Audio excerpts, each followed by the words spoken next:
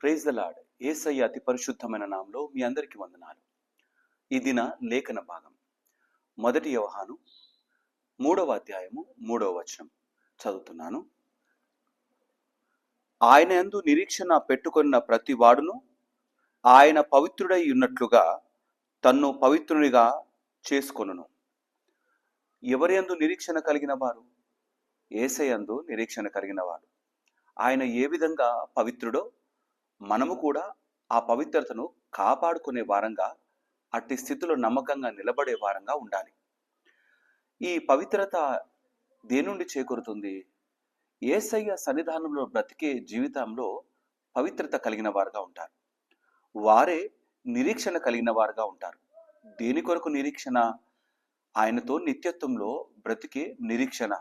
ఆయన రాజుగా, మనల్ని పాలించే అధిపతిగా, ఆయన ప్రజగా ఉండటానికి ఇష్టపడేవారు.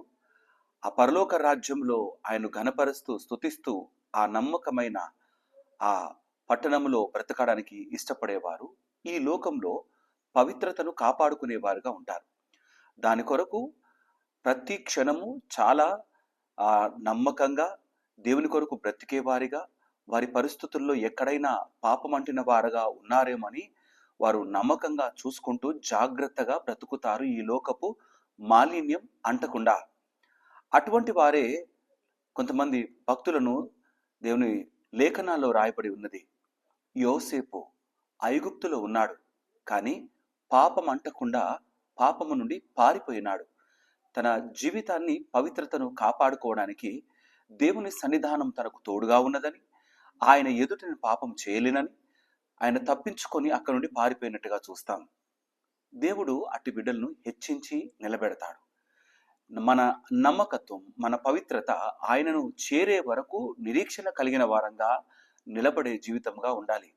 షడ్రకు, మేషక్, అబేద్నెగో, దానియేలు వీరు బబులోను దేశంలోకి కొనిపోగా అక్కడ వారు, మేము ఈ అపవిత్రమైనవి తినము, మేము కావలసినవి తీసుకుంటామంటూ దేవుని సన్నిధానం కొరకు నమ్మకంగా నిలబడ్డారు.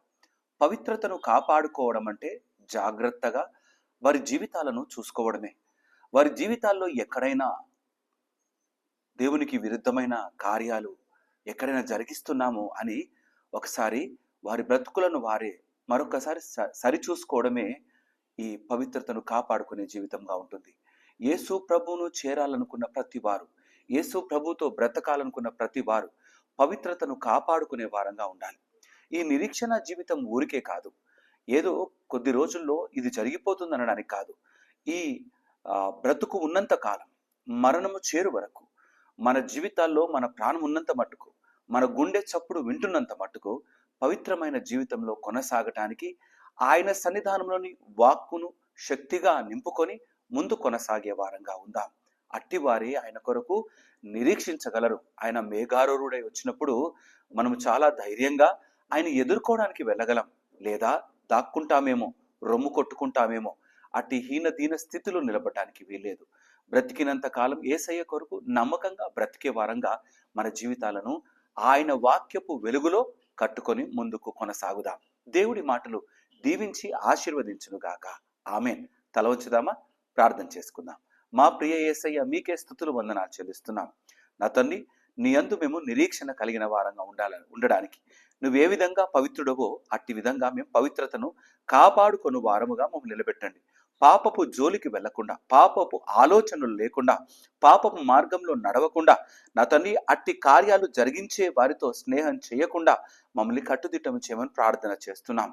నా తండ్రి, మా యొక్క బ్రతుకులను మార్చిన దేవా, నా తండ్రి నిత్యత్వంలోకి, నన్ను నీ నిత్య రాజ్యములోకి ప్రవేశించులాగున మాకు కావలసిన నమ్మకమైన పరిశుద్ధమైన జీవితం నీ లేఖనాలతో అందించి నిలబెట్టమని, అట్టి నమ్మకమైన ప్రయాణం కొరకు ఇష్టపడుతున్న బిడ్డలకు నువ్వు తోడేయండు తండ్రి.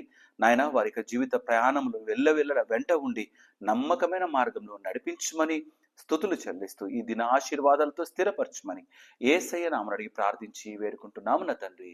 ఆమెన్. దేవుడు మిమ్మల్ని అందరినీ దీవించి ఆశీర్వదించును గాక.